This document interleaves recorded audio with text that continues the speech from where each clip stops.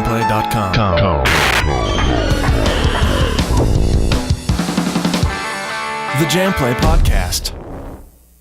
Yes. JamPlay Podcast. This is Chris Lipe. Tyru. And we have special guest Glen Drover. Hello. Former guitar player for Megadeth and Testament and thriving solo artist. Right. Thrasher. Right.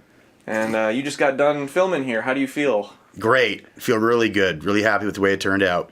Big time. Good. Yep. And you did speed, technique? What Speed. Well, there's, some speed stuff. The more flashy stuff, yeah. Some rhythm stuff, which was a lot of fun. Got to break a lot of that stuff down and, Supportive. Supportive rhythmic rolls and stuff. If you want to call it that, yeah. Some more basic solo techniques as well. So not just the speed stuff, but, we covered, there was a lot of that, but we covered a lot of different stuff. So, which is great. And the context that people are going to be playing over when they take the lessons is your original stuff that you've been working on for the past few years, right? Yeah. Months or... As a matter of fact, yeah. For the majority of the tracks that we did are instrumental, which came from an album that I did. Basically, it's just under my name. It's called Glen Drover. And the album's called Metalheads, and I just took a bunch of those clips. More so the solo sections. There was some rhythm parts, that I adapted and we played some solos over it. But initially it was a lot of the solo sections in those songs, and I just kind of, cut them up and, just played over that. Very cool. So, yeah. So that was the platform to, display some of the stuff, right? Yeah. So you've been out of the touring thing for a while, though. You spent many, many years touring and Well, I don't know about many years. I mean, it was a good... With the band King Diamond's the first pro band I joined, which was in the late 90s, and I was with those guys for about 3 years. We did a couple of U.S. tours and some festival stuff overseas. Mm-hmm. Then there was a band with my brother called Eidolon, which we did a series of albums with that band for a number of years. We did actually about 7 albums, and 5 of them were with Metal Blade Records. And quick, for people who don't know who your brother is. Sean Drover, the drummer for Megadeth. Yeah, correct. He's still in the band. I'm not. So, so we did that for quite a few years in the 90s, mostly. And but we weren't a touring band. It was more recording. We did a few shows kind of thing. So did that. But the touring stuff, with Megadeth that was obviously the most intense period of touring for me. Yeah. Which was, from 2004 to the end of 2007. So almost 4 years. Cool. And you replaced which guitarist?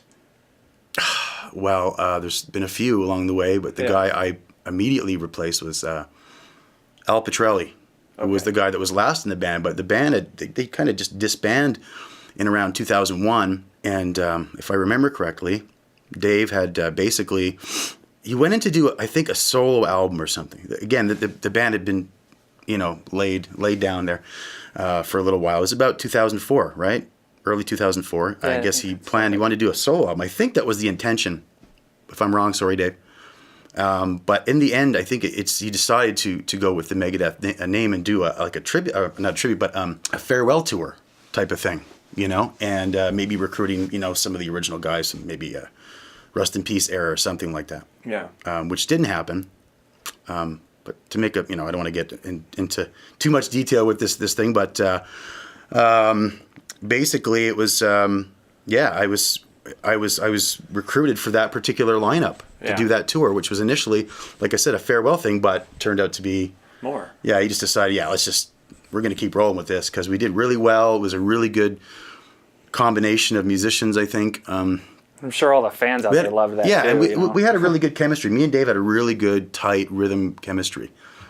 And my brother was the drummer. Yeah. So it was like, I don't even have to look at him. I've been playing with him since I was, really young. We started at the same time. I was about 10 or so. Yeah. So, but yeah, that was the most intense period, going back to the original question. So taking it back, though, let's kind of step back and get back into more what got you really into playing guitar, I guess, so to speak. You said you're playing along with your brother for so long since you were little. What were kind of some of the bigger influences that really got you into playing guitar and stuff like that? I guess we can go back to when I was 6, really, because that was the first band I got into was Kiss, and I would sit in my bedroom and listen to a couple of records that I had, and pretend I was playing along with a tennis racket. Nice. So can we at 6? We can count that, right? Yeah, sure. Yeah. No, but anyways, once I was about 9, that's when I got my first guitar. It was an acoustic, and basically just started to learn a couple of pieces. This guy, my buddy would, he learned this little thing, and we'd start trading little, just the beginnings of that whole thing. What was the first song you learned? My oldest brother Brian used to play guitar. He doesn't anymore. Don't ask me why. And so it was probably "Smoke on the Water" the Wrong Way. Okay. And the first 3 chords of "Stairway to Heaven" or something. Yeah.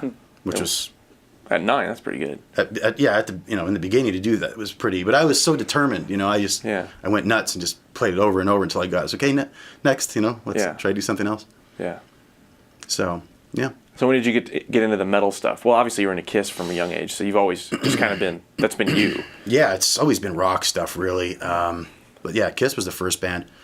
Queen, Rush, Sabbath. This is really where it started to take off as far as me really getting more serious into playing guitar. I was about 11, and I had just got an electric at that point. And so I just started, because the earlier Sabbath albums, there's a lot of slower paced material there. So it's a little easier to grasp some of that stuff. And that was the beginnings of me learning how to put songs together, bar chords, and then get into a couple little licks and starting to basically just trying to play the song. And that was also the beginning of me starting to lift music, and playing along to records, which I still do to this day. And I always preach that to all the students and everybody that, they want to try to, keep improving with playing. Just play along with music, man. You don't have to necessarily play what's there. Yeah. And, just try to play along. You learn a few licks and you start trying to jam a little bit, whether it's a little blues-based simple thing or whatever, So that's started with Sabbath, and then started to dive into other albums, Maiden and Priest, and try to learn all that stuff, and did that a lot. Yeah, and just the act of playing over the song keeps you kind of grounded in the music instead of just working on technique for the sake of technique or something like that. Yeah. Well, it's fun. It wasn't like I never did it. I mean, I never did it if I didn't feel like it, Yeah. And I always preach that too. If you don't feel like playing, don't play. Did you ever don't feel like you have to. Professional lessons, or was it one of those things where you just always listened to the music you love and you would try to recreate what you were hearing, and that's how you learned? I didn't learn from like a specific teacher and right, for like a series of, whatever, over a period of time. I didn't do it I didn't go down that road. It was just I always learned a lot of stuff from videos, and kind of the stuff that we've done. Right. That's when I was, I guess, mid-teens or only so. on VHS. Yeah, beta. Me as a musician myself, though, I always love to, when I get a chance to ask the people who have transferred their love of playing the instrument into a full-time career, what was the threshold that you went from like working the 9-to-5 daily job to finally, okay, I'm a professional artist, musician, this is what I'm doing, full-time to it was make never, my career? well, there was never any kind of to be honest with you, it was really never a goal.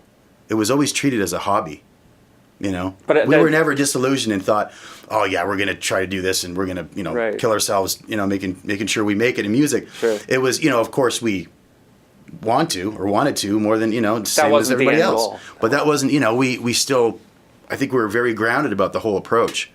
And, it was very much like any kind of job where you just, you meet certain people and the networking thing and, you're referred by someone that believes that you can fit that particular job or whatever it is. And definitely.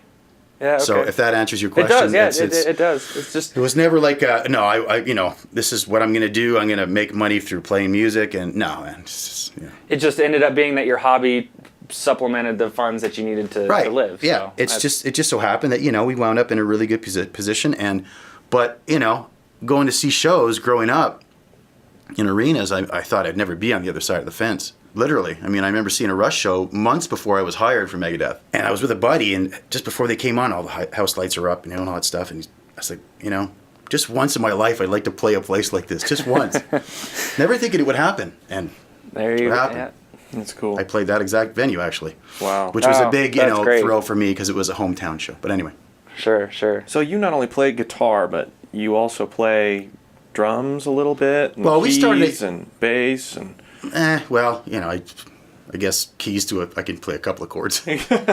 Drums, yeah. I don't play as much anymore, but when we were growing up, I mean, it was again it's me and Sean. We're in the same house. He's Yeah. going to want to play my guitar and vice versa. Yeah. So that's what, And Sean's actually a very good songwriter. Yeah. So he wrote a lot of the Eidolon stuff that we did. And Have you ever recorded with any of the other instruments, or are oh yeah, those just for kinda... sure. I've done bass tracks. Drums a little bit. There was a cover of an Ozzy song we did, "Diary of a Madman," and You played the drums for that. I did the drums for that. That's cool. Stuff like that. But I mean, not a lot. More bass than anything else, Yeah. and the odd little keyboard things, but just more Sure. simple kind of. Just little dabbles. With my band, I got Jim Gilmore, he's the keyboard player for Saga, and great player. So he does all that, crazy stuff that is required, and like some of the clips that you heard, a little bit more, intricate. I mean, he does all the keyboard stuff, but yeah. If you could name kind of the guitarist that got you really inspired to start taking it to the next level, which would that be? Yngwie would be the one. Really? Yeah. And what about his playing just got you? Wow, it's just complete. It was like, it's like hearing Eddie Van Halen for the first time. Yeah. It's they changed the face of guitar, He did. And as far as I'm concerned, in the 70s, Eddie definitely changed the face of guitar.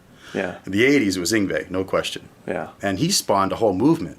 Right. Which is, if you know the Shrapnel label, they're still going today, of course, but in the 80s, they were putting out all these albums from all these guitar players that were coming from nowhere. Tony McAlpine, Vinnie Moore.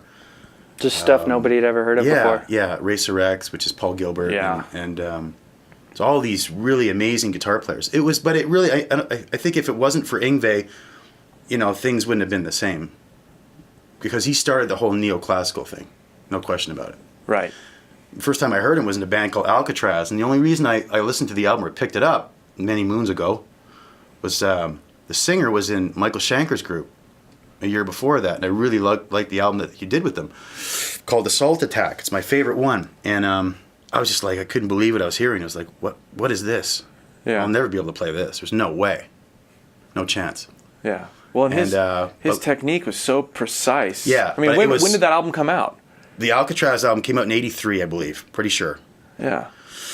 83, and then his first solo album, that's when he started his whole thing, the Rising Force Band, was 84, I think, and it was half instrumental. Yeah. That's where it all came from, man. That started the whole thing, and I think he's the last guy that changed the face. I haven't heard anybody that's really broken any new serious ground since then. A lot of great players out there, of course, but yeah, not like that. Not like, whoa, what's this? I haven't got that kind of buzz since that. Well, there's so many more guitar players. There's so many. Yeah, more, but I mean, just doing something completely new and amazing. Yeah. He's the last one, I think. Huh. I wonder if that has anything to do with technology these days, though, too. I mean, there's so many outlets. Well, it's a different world for sure. Absolutely. I mean, yeah. There's so many other people that are putting themselves online now. I mean, it's back then when something got popular, everybody knew about it because there was only certain ways that you could go about finding out about it. I guess if that makes sense. Right. So, yeah. Absolutely. It's just a whole different world in music. That's for sure. No question about it. So what do you do now that you're kind of retired from touring and stuff like that? What do you do to keep busy? I don't know if I'm retired from it, but I do a lot of teaching at home, online, and some session work. Some independent bands I'll record because I have a full studio in my house. Yeah. I've been engineering for, almost 20 years, So I have a full-blown studio in my house. Yeah. With no limitations, really. Right, very cool. Is there anything that's, while we were recording, you had mentioned that you were working on a new album coming up, but I guess is there anything that you're working on next to that new album that's, you're planning on in the next couple of years? Whether it's getting back on touring or whatnot, or just the album that you're creating? Well, I mean, just what pops up in my head is, I'm halfway through a new album, which is going to be, again, the Glen Drover band, whatever. And almost the same musicians as the first one, except for the drummer. We had him replaced. And stellar players, So I'm really happy. And we're friends, too, so it's really cool. Sure. Instrumental stuff or vocals? Or? Well, I think this time it might be like the Yngwie album I was talking about, half and half. Yeah. There might be a few songs, cool. 4 or 5 songs with vocals. Maybe a cover or so and stuff like that. Just have some fun. That's all we're doing, man. It's just, we do this for the love of music. It's all musical integrity, So what you hear is that's what we're all about, you know? Right. We're not trying to jump on any kind of thing to make money. Yeah. Because as we know, these days, unfortunately, it's difficult, you know, because of the torrents and all that crap. Right. But we still do what we do because we love it, and we, you know, regardless, That's we're going to do what it. it's all about. So yeah, and another thing I'm going to be doing is, we've started, is remixing the last 3 Eidolon albums. One was called Culmination that we did 2002, Apostles of Defiance, which was 2003, and then Parallel, which was 2007, and it's just really sounding really cool. We're really excited about it. You know, it's pretty much me and Pat Mullock, who's the singer on the first 2 albums I mentioned, who are doing all this stuff, you know, and we're really excited and just having some fun with it. So we're going to have those albums released. So usually when people remix an album, it's, you know, from like 1972 or something like that. Why with these albums? Because they're, you know, fairly late. Well, because you can, you know, with the technology, you can take, like, so for example, okay, we're talking remix, not remaster. The remaster thing I don't believe in. Yeah. Because people would do that, it's like, I'm not hearing a big difference, man. Yeah. You know? So to me, it's... Well, so you're actually adding parts and doing... This is remixed, man. Yeah. So we're you know, changing the face of it, literally. And there's certain things I'm not, you know, without getting into detail, it's going to be a lot better. So, and that's the reason why we're going to do it. Yeah. Because it is. Now, an album like Machine Head by Deep Purple, of course, is a great album. I'm a huge fan of that band. Now, the bass player in the later 90s did a version of the album. They went into got the original master tapes and did a brand new mix. And it sounds incredible. It's like, I mean, there's so much more clarity. And I love the original, of course. But, man, it's really cool to hear a fresh mix, a different kind of angle on the whole album. It's really interesting, you know. Yeah. Throwing in little bits, which we're going to do too, bits that didn't make the album, the original one, you know. There's a new guitar solo or an alternate guitar solo, maybe some vocals that didn't make it in, you know, stuff like that. Yeah. Anyways, but that's one of the things I'm going to be doing for sure over the next little while. It's always fun to be able to hear, like if there's an album that you've listened to for years and years and years, being able to hear pieces of that album in a different way, or, you know, I remember... Exactly. It's exciting. It's almost like listening to it for the first time again, you know? Right. Well, you know, I don't really play Guitar Hero or anything, but a lot of the tracks or the stems were released on YouTube of some of these bands, so you can go out there and you can listen to just the vocals. Yeah. Or you can go out and listen. I've heard some, Right, yeah. yeah. Or just drums or whatever. Yeah, there's a lot of really cool stuff out there that I've heard. And so, you know, these songs that you've listened to thousands and thousands of times, you can go out and you can hear, you know, just one thing. And, you know, if it's the vocals, you know, you hear breaths, you hear cuts, you hear, you know, little nuances that aren't... Yeah, pants, you know, noises and stuff like that you wouldn't hear on the actual studio recording. And, you know, with the guitars, you hear, oh gosh, he scraped his strings along there. I didn't hear that. I mean, just all these little things that it's so much fun to hear that kind of thing. It is, yeah. It's just a new, fresh kind of thing, you know?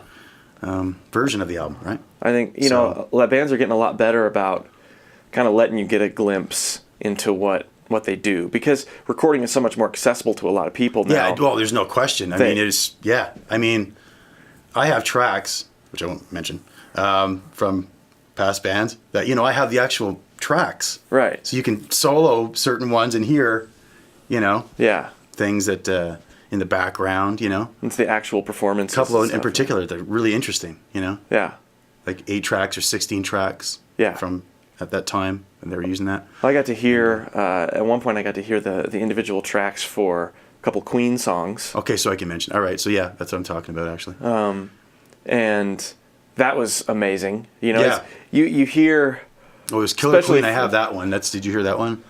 That was really interesting because, like, again, you're hearing all these like false starts, and you know, you solo something, you hear all kinds of, like you're saying, background stuff, and it's pretty cool. I mean, never thought you'd have access to that. Listening to Freddie Mercury's vocals too, you know, especially all those background vocals. Yeah. Like, man, these are a lot more off than I thought they were. You know, especially. But it's still great. But you know, somehow in the end, it all comes together and sounds beautiful. But But, you know, we're used to the whole, you know, highly polished, auto-tuned kind of sound, and he was hitting all those notes Well, that's the thing you have to remember too, that we're so used to everything being mathematically perfect now that you're going to notice those imperfections that we've all heard before, but they're going to stand out more now because you're getting, your ears are being more trained to hear pitches tighter. See? So that's what's happening. So it's kind of a blessing and a curse, really. The other one was a Van Halen song. I don't remember which song it was, but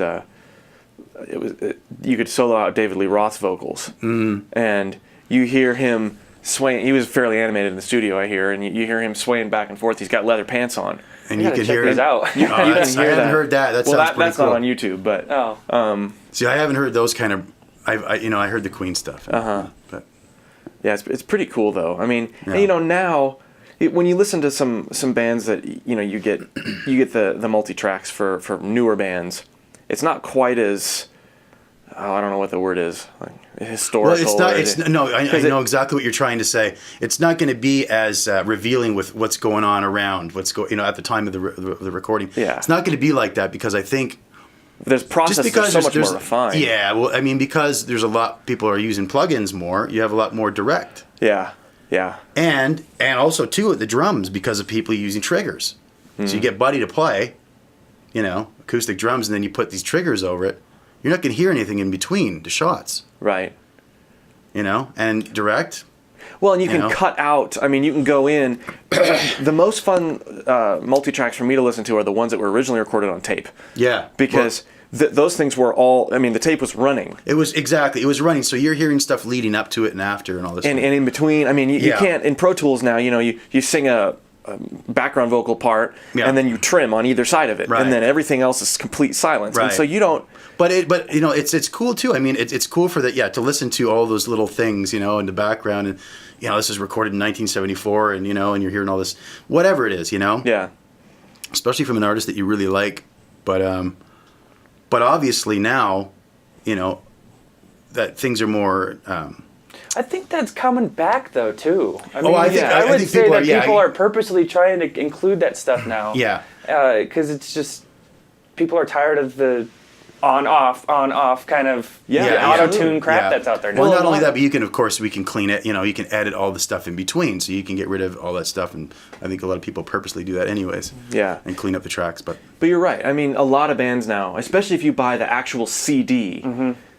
Which you can get. I mean, not many people do. That's coming back as well, though, too. I guess, it is. In a way. But, I mean... I hope so. Middle Class Rut. I mean, exactly. They purposely have kept it less refined. And then they've, you can find different versions of different songs or unmixed versions of songs. Exactly. See, I think that stuff's great because a lot of their fans are also musicians and they want to hear the process. The behind-the-scenes kind of stuff. Behind-the-scenes, exactly. Yeah. That's what, or even live shows. A lot of people are recording their live shows and putting those out now, even if it's all the same songs that are on the CD that you buy off iTunes, and then it's like, hey, well, we played a live show in Denver or wherever. Cranking this out, and a lot of bands I know, local, more front range bands, they're doing that with LPs. They're printing back to LPs. That's definitely made. I don't know if it's going to be like it was, but there's definitely a resurgence for that. There's no question about it. And a lot of bands now are releasing it on vinyl because you can't download the vinyl. Right. Well, there's a level of touching the music. And but there's also a lot of people that believe, too, that vinyl sounds better than CDs and all that, which is great. Yep. I personally don't, because it's not as clean. It's just not, I remember the first time I heard a CD, man, I was like, I just bought a player. I was freaking out. I was like, wow, you can't hear any noise between the songs. When you get to the end of an album, as we know, it's like it starts to get a little more crackly. And, so, I mean, it's great, but to say it's better than CD, I don't know about that. Well, there's a lot of people think that it's for the first few critical plays with an ideal, audiophile setup.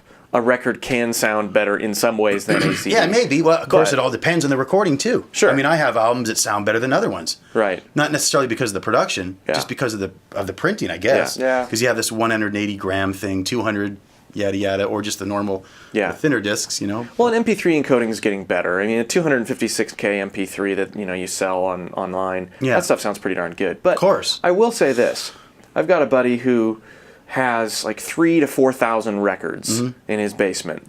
And I've heard not all of it, but I've heard a lot of that music before in other settings, MP3 downloads, CDs, radio, whatever. But he's got a good setup, some older, nice speakers, a well-maintained, good record player. Yeah. And he takes care of his records. And I've gone down there a couple times, and we just sit down and we put on records and listen. I mean, I'm not that old, but that's what we do. I mean, that's the activity. Yeah. And whether it sounds better or not isn't the point. I think it's the experience. It's the while you're experience of doing that. you're- Well, that's the good thing about having the stereo system too, is that you sit down and you listen to it. Whereas when you're online or you're flipping through your library on iTunes or whatever, you're always bouncing around, just like YouTube. I mean, there's just so much there. It's like almost like option anxiety or something. That's what I call it. Right. You have too much to choose from, it's hard to stay, content people who can't with make listening. it through one song without changing it. To Yeah. the Let next Let alone kind a of whole thing. album. To a But when different you're- artist. Yeah. Yeah, but when you're doing the stereo thing, the old school thing, right? Which is, I have that set up too, as well as the other kind of thing with the studio. That's what I love about It's it. Physically touching the music, Putting and it in, you put it on, and you're like, okay, I'm going to sit down, and this is all I'm focusing on. Yeah. is this music, and so you I guess it's like you Taking know, the A you sides, tune you're in, taking you the tune B in. sides, yeah. Yep. Well, I still, most cars have a way to plug your phone or iPod in Yep. and listen and do random play. Which is great, Well, it is, but- but I notice, I stopped taking portable music in terms of phones and stuff like that in the car for the most part. If I'm on a real long trip, maybe I'll do that, but Still do the CD thing. yeah, because what I found out is I'd get in the car and it would take me like Forever to choose something. 45 minutes, maybe not 45 minutes, Yeah, but it takes but me a I long know. time. I'm going for a half an hour drive and it takes me 5 minutes to, Just to- well, what do I want to listen to? I can't figure it out. Whereas if you've got 9 or 10 CDs in your glove compartment, Just grab one. you're Pop like, one in. and then you listen to the whole thing, you take it in. And It's like I said before, and just having too much sometimes is not, I think in a lot of cases, it's just not good.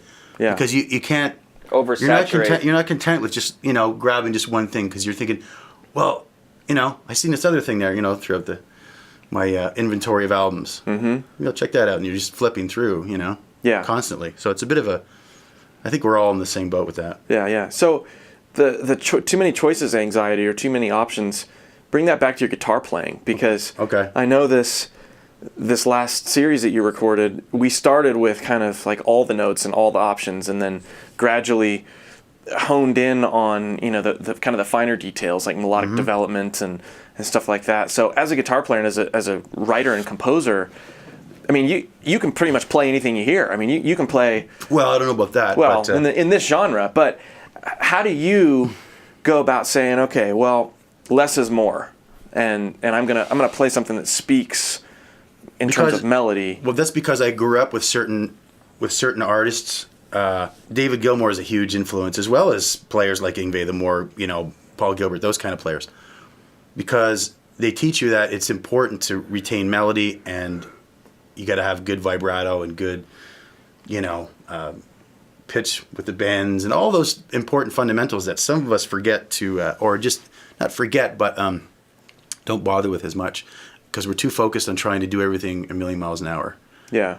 Because the short attention span, it's like, it's supposed to be all enjoyment, as we know. So Yeah. but still, I've always tried to balance and not because I'm an ad lib player, I just play. If you put something on, I'll basically automatically just play along with it, and try to play what's called for. Yeah. If it's weird, kind of depending on the pad, I might do something harmonic minor. If it's really melodic, then I'll do something more slow paced, and just doing a lot of rests feeling the and music. bends and vibrato and all that stuff, So So did you ever go through that woodshedding period where you were just sitting there playing, pattern after pattern after pattern to a click track constantly for hours? not with the click track. I never went down that route. Really? How did I you- just basically just went, just playing along with records. That's how you developed your speed and technique think- and accuracy and all that stuff? I don't think there's too many guys out there that would say, "Oh yeah, man, I grew up and everything I do is original." We all Oh, sure. take stuff from other players, Yeah. but that's where it all, playing along with records and learning licks from these guys that I like, Yeah. was how it started to form. That's how Yeah. I really got into it. And That's then- kind of what some of your series is really based on. What we filmed. Yeah, It's exactly. just And that's why I wanted to touch on not just the speed stuff, because it's great. That stuff is great when it's called for. It can be really boring too if you do too much of it, just like anything else. Sure. Too much gets old fast. Yeah. So I've always tried to do that, but not thinking about it too much. I think it just kind of, I've been kind of programmed that way. I don't know, how else to explain it really. Just that's it. Yeah. So, yeah. That's cool. So what else do you do besides play and produce and hang out in your studio and teach and Just sit around, look at the walls. that's it? Yeah. You got a Take my dog out. Yes, I'm a family guy. That's for sure. Little boy. He's 11 years old. Great kid. Great wife. He playing guitar yet? Great dog sometimes. No, we started him in keyboards or piano lessons rather. And he has one keyboard. And the thing that's really cool, I believe it's in his blood because once he started getting into it, speaking of you talking about metronome, he's got this little metronome on the keyboard, and he would play a pattern and I'd adjust it and he would just adapt like that. So he's got that rhythm thing down, Yeah. He's got the feel for it. So he's got that natural thing. It's inside him, you know. So and it runs through my family. I believe that's where it comes from because we're all good at, we're all have some kind of a talent for something, whether it's drawing or I can't draw, maybe a stick man. Yeah. But I can't draw at all. But the music thing came at it was always easy to buy me presents. Put it that way. Yeah. Christmas time. It still is. I still haven't changed. I'm still a kid when it comes to that. So, but yeah, he's more into the the video game stuff right now. 11 years old, right? But I think he'll go back to it and get a little bit more involved in it. Yeah. But if he doesn't, whatever, man. It's just like my parents. They never pushed me to do anything. You want to play baseball, do whatever. It doesn't matter what So I do the same thing. Whatever you want to do, I'll support that. Yeah. If you want to play guitar, I got a couple downstairs. Yeah. It's cool though to see. You're right about it's got to run in the family because there are some people I firmly believe that that's where it comes from because it's just too coincidental. I think sometimes. Yeah, that's where I picked up drumming. It just runs in the family. I mean, Yeah. there was always a kit set up in the basement, and if I wanted to play it, then it was down there. So that's just ended up going down that same path, and rhythm was always a part of my blood as well. So totally understand that. Which makes things a little easier, when you're challenged in the rhythm department. It's not, it's a drag. Yeah. Which you see sometimes, I feel bad sometimes for certain, players or students I've had along the way that really try, but they just don't have that thing, to they don't know where they are exactly sometimes, Right. They might speed up or slow down. They don't know. So it's like, it sucks, But yeah, and that's really hard to teach. I mean, you can't teach that. All you could do is say, hey, listen for the whatever. But if they can't hear it, that's one thing that Can't teach that. A lot of people say that you either have it or you don't, whether it comes to rhythm, pitch, whatever. And a lot of people say, well, all that stuff can be learned. No. Well, I feel like it's somewhere it can in between. be learned, but it all depends. I mean, it's Whether it's being taken in. whether it's depending on your if you can adapt and you have that thing in you with like we're talking about with the rhythm, that's going to dictate whether you're going to be good or not. Yeah. You can try and learn anything, I suppose, but Yeah, it just kind of goes back to that nature nurture thing because I think that's what I'm trying to say basically. But there are some people though that you see them as kids or you knew them as kids and you just know they're going to be good at music. Yeah, you just tell. know that. But then there are other people that kind of pick up a little bit later and kind of discover it and are good also. Maybe they can't sing at all, or maybe they don't have that great of, intrinsic rhythm, but they can play the guitar really well. And they didn't start till they were like... Well, not everybody's a well-rounded player. Right. I mean, you can have somebody who's a really good technician with soloing, but his rhythm playing sucks, Right. and he's not catching the taste. But he has a sense of melody or something. Yeah, he's not quite, that's the players that think more, I think. Yeah. It's more like a mathematical equation kind of thing, insert here type of thing, and then because when for the rhythm, I think sometimes people concentrate too much again on the solos and not playing rhythm. So you got both, are you working on all those important fundamentals or is it just a thing where you just have a hard time with timing? I remember seeing an interview with Neil Zaza, and he was talking about... Who's that again? He does this Christmas thing, and Yeah, really good Christmas music. Really good technical melodic guitar player. Okay, never heard of the guy yet. Sounds cool. Yeah, he's very good. But he was talking about his new album, and this was years ago, and someone asked him what the most difficult part was, kind of assuming that he would talk about his solos. He said, "You know what? I just blew through those solos. It didn't even really occur to me. After I just do it and they were fine. But I can't believe how many takes I took just trying to get that rhythm guitar in the pocket." And not pushing the drums, and he said the overdubs were the most difficult. Yeah. Because when you're playing with the drummer in the room or at the same time on the same take, you have this sense of following each other and stuff like that. But you sit back and you try to play overdubbing rhythm. He said it was the hardest thing to do. Way harder than the solos, way harder than playing with the band. Yeah. And I can relate to that as a guitar player. I think it's Sure. I mean, it's like I said. I mean, that's not a slag on anybody. Like I said before, with the well-rounded thing, because it's not easy to put all this stuff together, man. To be good at all those different things. It's not really an easy thing to accomplish. But I think that's what we all strive for, anyway. Yeah. So what do you use in your studio? What do you use to record? Are you a Pro Tools guy? Yes, I've tried other platforms, but I'm too used to Pro Tools. Yeah. What's that? Is that Nuendo? Oh, we shoot everything in Vegas. Vegas, is that what? Yeah, Sony Vegas. Yeah. There's a couple of different ones I scoped out a little bit, like Studio One. There's one. That's one. Yeah. Is that the PreSonus thing? Yep. Yeah. And that, and I have Logic, but Pro Tools, I'm just too used to it. I got into that because I used to use ADAT machines, and when we recorded that last Eidolon album I was talking about before. This is actually kind of weird because I just joined Megadeth, flew out to Arizona to do the initial rehearsals. Sean wasn't in the band at this point. Yeah. I got him in a little after that. Uh-huh. He was in Sweden recording drum tracks for this album, but it was recorded on Pro Tools. The guy just happened to have an ADAT machine. He said, "Can you please transfer that stuff onto ADAT? Because that's what I'm using. I don't use Pro Tools." This was 2004-ish.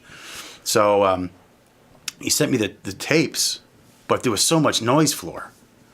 Just like it sounded like tape. It was like, this is no good. Wait, they were ADATs and they had a lot of noise? So I those don't are know, digital tapes. I know, but the transfer was just, it was not. Were they originated on analog tape? It was recorded on Pro Tools and then he transferred over, but it doesn't matter. Yeah. It has the light pipe, so you wouldn't think that was, right. But it was just the transfer sucked. I don't know what he did. Maybe he added some kind of noise thing or something. Anyways, so I was like, okay, I can't work with this. Just send me the files. I've been meaning to maybe get a computer and get into mastering. So I went and got a computer and got mastering. What did I get? Wavelab?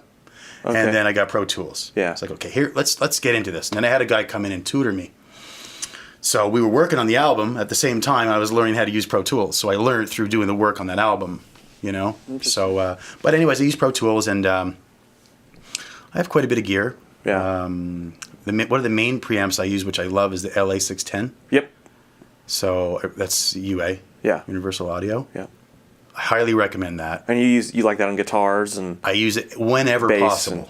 Do you like it on vocals? I've never been able to get it to work with of course, vocals. because the compressor on there is killer. Yeah, it is good. One knob, man. Right. And it's just so accurate and so smooth. Uh-huh. Killer unit. A lot of money. Yeah. I think I paid good 17, 18 for it, but it was worth every penny. Yeah. And now are you a mix in Pro Tools or do you have a board that you work on? yeah, or? as a matter of fact, because I incorporated that or changed over, I guess, for the most part, because I used to have the ADATs and I have a Eurodesk, which is a Behringer, really, really good console. I don't think they make them anymore, but it's a really good console that I picked up at the time. And now I just use it for monitoring with Pro Tools and other and then you mix in Pro Tools. Outboard stuff. Yeah. And I still have all, a lot of the outboard gears, all the gear that I used with the ADAT machine, like Insonic units and lexicons and all that kind of stuff. I still have all of it.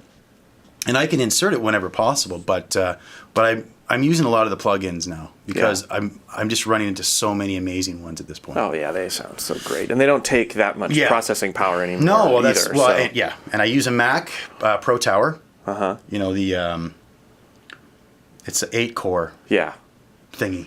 Yeah. I don't know a lot about the mechanics of the stupid thing, but it's a killer computer. Yeah. So I used to use PC, and then I had a bad experience with that computer. I told you about before, and really crappy experience through when I was doing a mix, and basically just switch over to Mac, and that's why I use that. I have one of Sean's drum kits set up. What are some of your favorite mics to use? For drums, I use Rode, which I like for overheads. I really like those a lot. And the toms, I use Sennheisers. They're the ones that you clip on. Yeah, those are great. Screw all that stupid boom stand stuff. I can't stand that anymore. Yeah. Like, get it out of here. Yeah. I'm a clean freak, so tighter the better. Yeah. But of course the sound's got to be there. When I was talking about that when Sean was in Sweden recording that Eidolon album, they used that on the toms, those particular mics. And I really liked the way the toms came out. I was able to do exactly what I wanted. So that's why I went and picked up those What kind of kit do you have? It's a Tama Superstar. Okay. So it's up there. Nice. And you know that one, the Superstar Yeah, one? oh yeah, I'm familiar. And I got a couple of different snares that I use, and just whatever, depending on the drummer, right? Right. Just kind of. Yep. So when you're recording your own guitar, like when you're recording your solos, there's some guys who, sit there and step record and kind of compose the whole thing, and then maybe go back and play it again, and once they have the whole thing composed. And then there are the guys who hit record and just go, like as if they were playing live, and then they leave it. No, that's which a little are you? Bit, well, I'm definitely more towards that end, but that's a little bit extreme, I think. I think what I do is basically, again, I just put on the section, I just play to it, and then I'll come up with a couple of little things. Times? No, I'll just whatever, I'll just depending if it's short maybe. Yeah. But I just play along, and just come up with a couple of things that I like, and then go from there. Yeah. And then hit record. So it's fairly spontaneous. Yeah. But I don't like to go in too cold. You don't edit measure by measure. No, punch in man. notes. I can't do that. I'm not. I have to go by feel, and just it's got to be that kind of thing. It's got to be just dive in. Okay, I'm going to be playing this solo today. Okay, cool. Yeah. I have to do it that way. It's just the way I'm programmed. It's the way I'm made. How about that? Well, that's good. So too much pre-planning, too much construction turns out like it sounds like that. And I tried that earlier on and learned the hard way. Yeah. In a studio that doesn't work. So that's just I've been doing this for a long time for this particular way. Yeah. So and it works for me. So out of all the places you've played live, what's the very one that stands out on top? Either place you've visited? I don't know if I could pick one. I could pick probably 5. One of the top ones is probably the Download Festival. It used to be called Donington, the Monsters of Rock Festival in the UK. So when I was at Megadeth, we played there a couple of times, and there was 100,000 people each time we played. Wow. And it was electric, man. I bet. It was just intense, beautiful. The most amazing feeling in the world. I'm sure. The hometown shows, of course, Toronto and Montreal, because I grew up in Montreal when I was younger. So those were definitely very exciting, especially the first times. But every time was great. So I'd have to pick those 3, Bell Centre in Montreal and the ACC, Air Canada Centre, which I'm sure you know because of hockey. Sure. Being that you're a hockey fan. Have you ever played at Red Rocks here before? No, as a matter of fact, that was one of the places I didn't play. I think we were scheduled to play one time and something happened. It was a venue change or something. I can't remember. But I've heard about it. I heard it's really. I've seen pictures. Yeah. Beautiful stuff, man. Top 1 bucket list to do. Oh yeah, play Red Rocks sometime in my life. Yeah.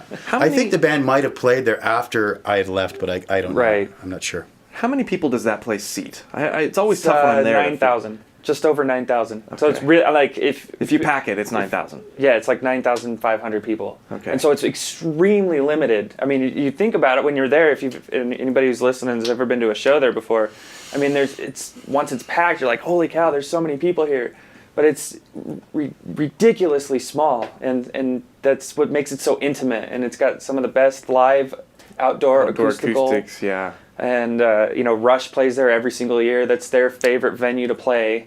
Out of anywhere in the entire world, that's what Neil Peart has said, that's his favorite venue to play. So cool. Yeah, it's really nice from all the pictures that I've seen for sure. Well, yeah. So if people want to figure out more Glen Drover, where would they go?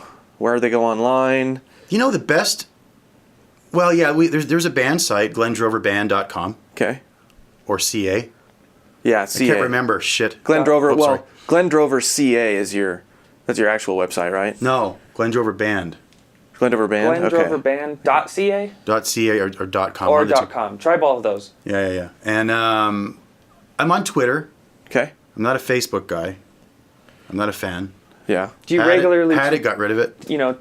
tweet stuff every now and then, or like when you're going doing shows and stuff? When necessary. If I'm not doing anything, I'm not going to go on there saying, I changed my underwear today and they're purple, and I'll go on there when there's stuff to talk about, obviously. Because I think I checked it out. You were even tweeting on that you were coming out here to film lessons, so people want to know kind of what's coming up. And I'll go home and I'll follow that up, So if there's stuff to talk about, I'll. Definitely, so they can catch you there as well. Yeah, I'm just, I haven't had it for long, so I'm just getting more into it. How's that? Sure. So, Are you a YouTube guy? Absolutely. It's hard to beat that site.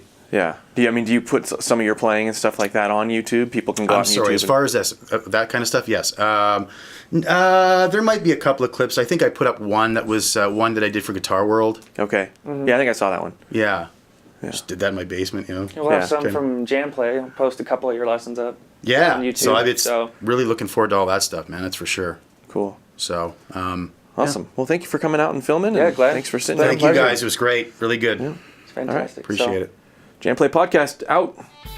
And that's this week's edition of the JamPlay Podcast. We'll be back next week with a new guest and more amazing musical banter. In the meantime, if you have any feedback, please send it to podcast@jamplay.com. Also, be sure to check us out on Facebook, facebook.com/jamplay, and on YouTube, youtube.com/jamplay.com, and the dot is spelled out. Until next time.